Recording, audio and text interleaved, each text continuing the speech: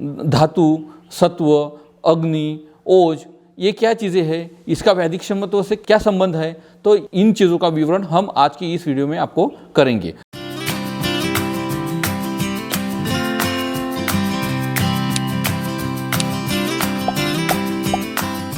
नमस्ते दोस्तों, मैं डॉक्टर महेश चौधरी हमारे YouTube चैनल निरामयी वसुधा में आपका सर से स्वागत करता हूँ। दोस्तों, आज तक हमने जो भी वीडियो बनाई आप लोगों ने पसंद किए, उसके लिए हम आपको, हमारी पूरी टीम आप सबका धन्यवाद करती है।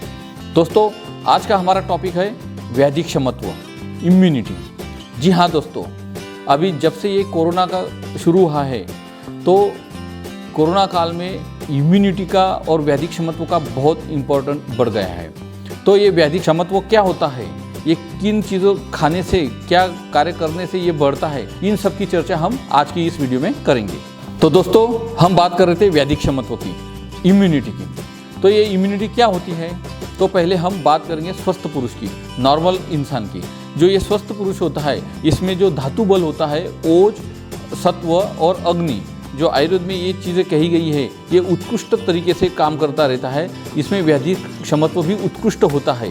तो अभी आप बात करेंगे कि धातु, सत्व, अग्नि, ओज, ये क्या चीज़ें हैं, इसका वैदिक क्षमत्व से क्या संदर्भ है, क्या संबंध है, तो यही चीज़ें, इन चीज़ों का विवरण हम आज की इस वीडियो में आपको करेंगे और आपको अवगत करा के देंगे कि आपके वैदिक क्षमत्व आपके ही शरीर पर कैसे निर्भर होता है। वो कोई भी चीज़ें खाने से, बाहर की चीज़ें खाने से तुरंत आपको एक दिन में, एक घंटे में ऐसी कोई इम्यूनिटी आपको मिलती नहीं है। अभी हमने देखा कि टीवी पर बहुत सारे ऐसे प्रोडक्ट आने लग गए, इम्यूनिटी इम्यूनिटी इम्यूनिटी। तो ये पे हम ज़्यादा चर्चा नहीं करेंगे, लेकिन इम्यूनिटी, वैदिक क्षमत्व क्या है, वो रियलिटी क्या है उसके पीछे, ये हम आपको इस वीडियो में बताएंगे।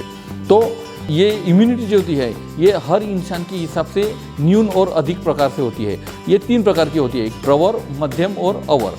प्रवर मतलब बहुत अच्छी, मध्यम और अवर मतलब हीन प्रकार की होती है। ये इम्यूनिटी जो होती है, वैदिक क्षमत्व, ये हर डिसीज़ के हिसाब से और हर इंसान के शरीर के हिसाब से उसका वो विकृति पैदा करती रहती है। मतलब अगर आप कोई भी डिसीज़ लेंगे तो एक ही डिसीज़ का अगर 2 इंसानों को होती है तो किसी का 5 दिन में ठीक हो जाता है, किसी को 15 दिन लग जाते हैं।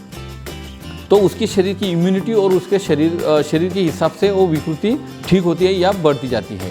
तो ऐसा व्याधि हेतु और शरीर संबंध होता है। शरीर का काम क्या होता है, तो व्याधि उत्पन्न न होने देना।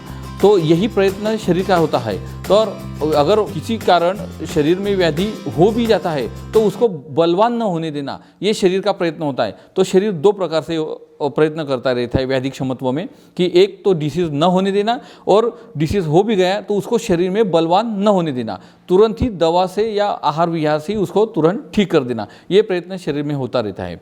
तो अभी वैदिक क्षमत्व की व्याख्या हम देखेंगे। तो वैदिक क्षमत्व में के बारे में चक्रपाणि जी ने कहा है कि वैदिक क्षमत्वम नामम व्याधि बल विरोधित्वम व्याध्युत्पादम प्रतिबंधकत्वम इति। मतलब वैदिक क्षमत्व क्या है, तो वैदिक क्षमत्व ऐसा है कि जो शरीर के विरोधी जो बल होता है, व्याधि बल जो होता है, जब ये व्याधि शरीर में उत्पन्न होता है और उसको प्रतिबंध करने के लिए शरीर जो प्रयास करता है, प्रयत्न करता है, उसे ही वैदिक क्षमत्व कहते हैं। ऐसा चक्रपाणि ने स्पष्ट व्याख्या दी है। अगर आपके शरीर का सत्व, ओज, अग्नि सब ठीक है तो आपका वैदिक क्षमत्व अच्छा है। लेकिन बहुत सारे लोगों में हमने ऐसे भी देखे गए हैं कि वो लगातार अपत्य का सेवन करते रहते हैं, फिर भी उनको कोई रोग नहीं होता है। और जो लोग ऐसे भी होते हैं जो हमेशा पथ्य का पालन करते रहते हैं, लेकिन वो बार बार बीमार गिरते रहते हैं। तो यही तो रहस्य है अपने शरीर का, यही तो अपने निसर्ग देन है कि उसका शरीर का जो ओज, बल, सत्व, अग्नि, ये तो होता ही है प्रवर, इसलिए उनको अपत्य सेवन करने पर भी बीमारियां नहीं होती है। तो ऐसा ये वैदिक क्षमत्व होता है।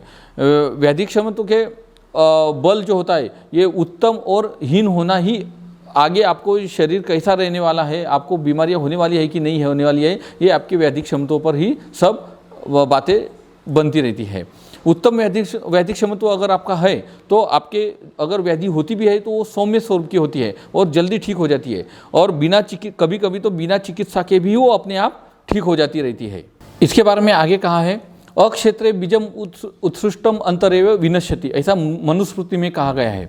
जो व्याधि हेतु बल होता है वो अगर आपके व्याधि विरोधी बल शरीर बल से प्रभावी होता है तो आपकी बीमारियां ठीक हो जाती है। आगे इसके बारे में कहा है अतृणे पतितो वह्नि स्वयमेव उपशाम्यति, ऐसा गीता में कहा गया है। अगर जहाँ पे तृण नहीं है, सूखा हुआ तृण नहीं है, वहाँ पे अग्नि डाल भी दिया जाता है तो वो अपने आप शांत हो जाती है, शमन हो जाती है।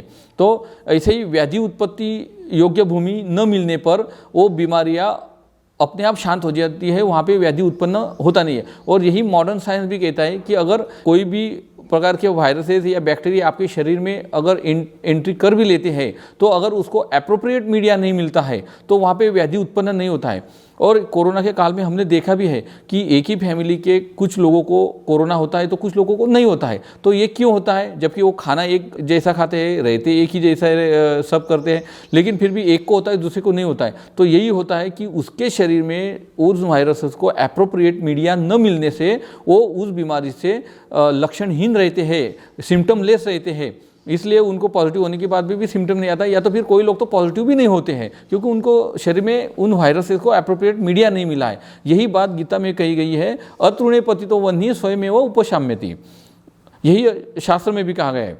आगे वैदिक क्षमत्व के बारे में कहेंगे कि विरोधी दो बातों का जो संयोग होता है वो बल और कार्य का नाश कर देता है। देह धातु प्रत्यनिकम भूतानि द्रव्यानि देह धातुर भी विरोधम आद्यते, चरक सूत्र सांख्य के 26वें अध्याय के 21वें श्लोक में कहा गया है। देह धातु विरोधी द्रव्य जो होता है वो शरीर में प्रवेश करने से देह धातु द्वारा उसको विरोध होता है, और यही विरोध जो होता है इसको ही हम मॉडर्न साइंस में एंटीबॉडी डेवलप होना ऐसा कहते हैं। ऐसा ये दो प्रकार का होता है। तो पहला तो एक शरीर धातु बलवान होते हैं, दूसरा शरीर में व्याधि विरोधी बल जो होता है, जो एंटीबॉडी डेवलप होते हैं, तो ये नेचुरली अपने शरीर में बनता रहता है जो अच्छा होता है। इसके अलावा जो धातु सारत्व होता है, स्रोतसों का प्राकृतत्व जो होता है, अग्निबल, ओज, ये सब अपने शरीर के सामर्थ्य पर डिपेंड होता है और इनके ही सामर्थ्य पर शरीर का वैदिक क्षमत्व डिपेंड होता है। आगे देखेंगे वैदिक क्षमत्व और बल संबंध, शारीरिक बल संबंध, मानसिक बल संबंध क्या होता है। वैदिक क्षमत्व में शारीरिक और मानसिक बल का क्या महत्व है कि कौन से किन में वैदिक क्षमत्व होता है और किन में नहीं होता है। तो इसके बारे में चरक जी ने कहा है शरीराणि च अतिस्थूलान्यत अतिकृशान्यत निर्विष्टा मास शोणितास्तीनि दुर्बाल्य साम्याहार रोपचितान्यम अल्पाहारण्यल्प सत्वानि च भवत्य व्याधि सहानि विपरीतानि पुनर्व्याधि सहानि। चरक सूत्र स्थान के 26वें अध्याय के 28वें अध्याय के 7वें श्लोक में ऐसा कहा गया है। तो चरक जी ने कहा है कि जो अति स्थूल होते हैं, अति क्रूश होते हैं, दुर्बल होते हैं, असात्म्यकर आहार विहार करने वाले होते हैं, जो सत्वहीन होते हैं, अल्प आहार करते हैं, इन लोगों में वैदिक क्षमत्व कम रहता है और इनके उलट जो लोग होते हैं इनमें वैदिक क्षमत्व ज़्यादा होता है। इसके बारे में और आगे कहा है बलाधिष्ठानम आरोग्यम, मतलब आपके शारीरिक और मानसिक बल पे ही आरोग्य टिका हुआ होता है। ऐसा चरक चिकित्सा स्थान के 3 अध्याय के 141वें श्लोक में कहा है। शारीरिक और मानसिक बल पे आपका व्याधि होना और न होना तय होता है। जैसे कि अभी हमने कोरोना के काल में ऐसा ही देखा है कि जो लोग कोरोना से संक्रमित थे उन लोगों की सेवा करने वाले भी लोग थे, लेकिन उनको बहुत सारे लोगों को कोरोना हुआ भी नहीं। जो लोग सेवा कर रहे थे, जो हमारे आरोग्य सेवक थे, उन लोगों को हुआ नहीं। तो ये जो होता है इनका मानसिक और शारीरिक बल ज़्यादा होता है, इसलिए उनको होता नहीं है। अभी मानसिक बल का इसमें क्या ज़्यादा महत्व है तो उसके बारे में देखेंगे। तो इसमें प्रवर सत्व, जो आदमियों में प्रवर सत्व होता है उनमें व्याधि क्षमत्व टिकाने में बहुत महत्वपूर्ण योगदान होता है। ये शारीरिक बल और मानसिक बल की यही महत्ता है। अभीरुता मतलब डरना नहीं, डर नहीं होने देना है, डरना नहीं है। अभीरुता मतलब ये रुग्ण का एक गुण कहा गया है कि कोई भी बीमारी हो जाए रुग्ण ने या पेशेंट ने डरना नहीं चाहिए। कोरोना में ऐसा ही हुआ है, बहुत सारे लोग डर की वजह से ही गुजर गए हैं।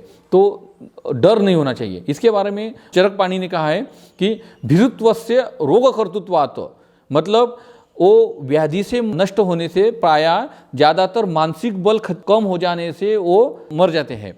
तो ऐसा भीरुत्वस्य रोगकर्तृत्वात् ऐसा चक्रपाणी ने कहा है। और इसके बारे में वाग्भट जी ने कहा है विषादो रोग संवर्धनानाम श्रेष्ठः, अगर आपके मन में कोई भी विषाद या फिर डर पैदा होता है तो ये आपका रोग वर्धन करने में श्रेष्ठ कहा गया है, ऐसा वाग्भट जी ने कहा है। दोस्तों आगे बात करेंगे ओज की। वैदिक क्षमत्व में ओज का क्या महत्व होता है, ओज क्या होता है? तो ये ओज दो प्रकार का होता है, एक पर ओज और एक अपर ओज। जो पर ओज होता है उसकी मात्रा शरीर में 8 बिंदु होती है। अगर ये बिंदु कम हो जाते हैं, पर ओज नष्ट हो जाता है तो तुरंत मृत्यु हो जाती है। अपर ओज क्या है? तो ये शरीर में इसकी मात्रा अर्धांजलि होती है। तो ऐसा ये दो प्रकार का ओज होता है। इसके बारे में डल्हन जी ने कहा है, तत्राभ्यंतरम प्राणो बलम तच्च ओज नितम। ऐसा डल्हन जी ने और सुश्रुत जी ने कहा है। ओज और वैदिक क्षमत्व, मतलब ये वैदिक क्षमत्व जो होता है ये ओज पर डिपेंड होता है। ओज का जो कार्य होता है वो अगर अपने को बढ़ाना है तो उसके लिए शरीर में धातु क्षय नहीं होने देना है, और व्याधि का कारण जो नष्ट करने के लिए, प्रतिकार करने के लिए ये ओज बहुत महत्वपूर्ण होता है। ऐसा वैदिक क्षमत्व में ओज का बहुत महत्वपूर्ण काम होता है। आगे बात करेंगे अग्नि की। जो शरीर में जो अग्नि होता है, पहले एक हमारे रक्तदान जो ब्लड डोनेशन के वीडियो में हमने देखा, शोणितम तु आग्नेयम। तो ये जो अग्नि होता है शरीर में, ये अपने शरीर की वैदिक क्षमत्व और अक्षमत्व, इसमें प्रमुख घटक जो होता है वो अग्नि का ही होता है। और शास्त्र में कहा भी गया है, सर्वे रोगा अपि मंदाग्नो, मतलब सर्व रोगों की जड़ मूल कारण ये अग्नि है। तो शरीर में ये अग्नि को अपने को बुझने नहीं देना है, अग्नि को एक दीपक की तरह जलाते रहना है। तो ये अग्नि को संवारते रहना है। और सुश्रुत संहिता में तो अग्नि को अनन्य साधारण महत्व से प्रतिपादित किया गया है। दोस्तों आगे देखेंगे वैदिक क्षमत्व, इसके क्या प्रकार है। अगर मॉडर्न साइंस से अगर देखा जाए तो ये मुख्यतः दो प्रकार का होता है, एक स्वाभाविक मतलब नेचुरल, और दूसरा अभ्यासज मतलब एक्वायर्ड। तो ये जो स्वाभाविक होता है ये अनुवंशिक होता है, मतलब अपने माता पिता के बीजों से अपने में आया होता है। तो ये 3 प्रकार का होता है, एक जाति स्वभावज मतलब स्पीसीज, एक कुल स्वाभाविक मतलब रेशियल, और तीसरा होता है व्यक्ति स्वाभाविक मतलब इंडिविजुअल। तो इसमें से जो पहला है जाति स्वाभाविक, तो ये जैसे कि घुबड़ और कुत्ते, इन लोगों में घुबड़ में कॉलरा नहीं होता और कुत्ते और घोड़े में राजयक्ष्मा मतलब टीबी नहीं होता है। तो ये इनके जाति स्वाभाविक स्पेसीज इम्यूनिटी होती है कि इन स्पेसीज को ये बीमारियां कभी नहीं होती। दूसरा है कुल स्वाभाविक मतलब एक रेशियल। तो इसमें ऐसा होता है कि नेपाली लोग राजयक्ष्मा टीबी के लिए ज़्यादा प्रोन होते हैं, उनको बहुत जल्दी ये बीमारी जकड़ लेती है। तो इसके विरुद्ध होता है जू लोग जो राजयक्ष्मा को रेजिस्ट करते हैं, इन लोगों को राजयक्ष्मा या टीबी बीमारी होती नहीं है। ये हुआ है कुल स्वाभाविक। 3 नंबर व्यक्ति स्वाभाविक, तो ये इंडिविजुअली आपके रहन सहन, आहार विहार, आचरण से ये बीमारी आपको होना न होना ये तय होता है। तो ये आपके आहार विहार और आप वैदिक क्षमता बढ़ाने के कौन कौन सी चीज़ें खाते हैं उस पर ये सब डिपेंड करता है। जैसा कि विटामिन सी का जो प्रचुर मात्रा में स्रोत होता है वो आंवला, ये आंवला खाने से विटामिन सी बहुत अच्छे से अपने को मिलती है, प्रचुर मात्रा में मिलता है। इससे शरीर में वैदिक क्षमत्व ताकत बनाई रहती है। तो ये हो गया व्यक्ति स्वाभाविक, आपके आहार विहार पर डिपेंड होता है। दूसरा होता है अभ्यासज एक्वायर्ड, मतलब ये नेचुरल नहीं होता है, ये आर्टिफिशियल होता है। ये दो प्रकार का होता है, एक सक्रिय एक्टिव और दूसरा निष्क्रिय होता है। और इनके भी और सब टाइप होते हैं, एक नेचुरल मतलब सहज और कृत्रिम। और सक्रिय का जो होता है इसमें अपने शरीर में एंटीबायोटिक बनते हैं, जैसे कि और कोई भी बीमारी हुई तो अपने शरीर जब उसको न होने देने के लिए प्रयास करती है तो उसे एंटीबॉडी डेवलप होते हैं और बीमारी होती नहीं है। तो सहज में नेचुरल में जो होता है तो इसमें इन्फेक्शन होने के बाद में जो एंटीबॉडी डेवलप होती है, तो इसमें जैसे कि स्मॉल पॉक्स हो गए, टीबी हो गए, तो इसमें शरीर में एंटीबॉडी डेवलप हो जाती है। और कृत्रिम जो प्रकार होता है इसमें वैक्सीनेशन का प्रोग्राम आता है। तो इसमें वैक्सीनेशन में जो वायरल होते हैं, वायरल इन्फेक्शन होते हैं, इनका जो वैक्सीनेशन किया जाता है वो कृत्रिम आर्टिफिशियल एक्वायर्ड टाइप का वैदिक क्षमता तो अपने शरीर में पैदा होता है।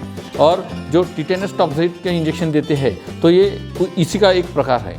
तो दोस्तों ये था वैदिक क्षमत्व के प्रकार और कौन से टाइप के हैं, कौन से प्रकार के हैं, ये हमने देखा। आखिर में जाते जाते मैं आपको एक बात कहूँगा कि ओज बढ़ाने के लिए आपको क्षीर घृताभ्यास करना है। मतलब जैसा हमने हमारे पिछले वीडियो में बताया था कि हल्दी के दूध में घृत डाल के पीजिए तो इससे ओज बढ़ता है। ओज बढ़ेगा तो आपकी इम्यूनिटी सिस्टम बढ़ेगी और ये इम्यूनिटी या वैदिक क्षमता तो आपको एक दिन में नहीं मिलेगा। घृत क्षीराभ्यास मतलब आप बहुत दिनों तक इसे पीते रहेंगे तो आपका ओज बढ़ता रहेगा।